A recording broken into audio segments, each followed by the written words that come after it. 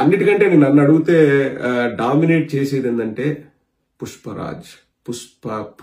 Pushparaj wild fire అని చెప్పేసి నట విశ్వరూపం చూపించాడు అల్లు అర్జున్. ఇప్పుడు సినిమా చూసి వచ్చిన తర్వాత నాకు ఏదైనా చెప్పాలి అనిపిస్తే మళ్ళీ అల్లు అర్జున్ గురించి ఇంకొక అరగంట అని చెప్తా. అంటే ప్రతి సీన్ లో ప్రతి ఎమోషన్ ని అత్యద్భుతంగా, అసలు ఐ థింక్ ఇండియాలో ఆ విధంగా చేయగలిగే వాళ్ళు చాలా కొద్ది మంది ఉంటారు. మళ్ళీ నేను వేరే వాళ్ళ పేర్లు తీయడం నాకు ఇష్టం లేదు కానీ, ఇక కొందరు ఎవరైతే అసూయ పడుతున్నారో, మా వల్లే ఎదిగారు, మా వల్లే ఇది అన్నారో, వాళ్ళందరినీ ఇప్పుడు మనం పట్టించుకోవాల్సిన కూడా అవసరం లేదు. ఎందుకంటే చెప్పాను కదండి, అల్లు అర్జున్ ఇప్పుడు వేరే లీగ్ లోకి వెళ్ళిపోయాడు.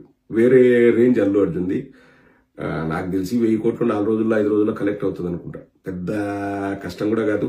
మీరు ఏవైతే అంచనాలతో వెళ్తారో ఆ అంచనాలు మించి, అంటే 100 రెట్లు దాన్ని మించి సినిమా ఉంటది. ఇంకా రేటింగ్ నాకు అవి తెలీదు. రేటింగ్ కావాలంటే నేను ఒకటే చెప్తానండి, 10/5. 10/5 వేసుకోండి. పుష్ప 2 డబుల్ ఉండాలి కదా, సో 5/5 కాదు 10/5.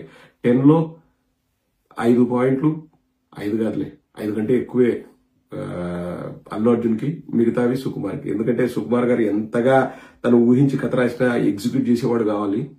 నాకు తెలిసి ఒక హీరో ఒక సినిమాని ఇలా భుజం మీద మోస్తూ ఆ సినిమాని ఆ రేంజ్ కు తీసుకెళ్లడం అల్లు అర్జున్ కే సాధ్యం. I don't think so anyone can do better job than Allu Arjun. Hats off Allu Arjun, hats of.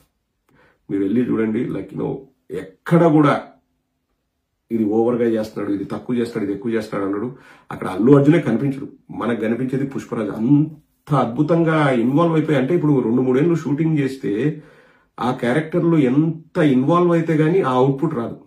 ఇప్పుడు మనం ఏదైనా బయటకు హాలిడేకి వెళ్ళినా ఇంకోటి వెళ్ళినా కానీ నాకు తెలిసి అల్లు అర్జున్ ఈ 2-3 ఇయర్స్ లో ఆ పుష్పరాజ్ క్యారెక్టర్ లో ఉండిపోయింటాడు.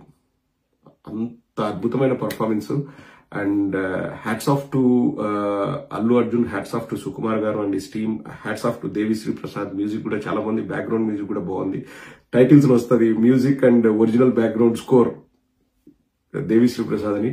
ప్రతి ఒక్కరండి, like every person did a fantastic job. And అది ఆ పాట ఉంటుంది కదండి, kiss kiss kiss Kissik Kissik Kissik అని.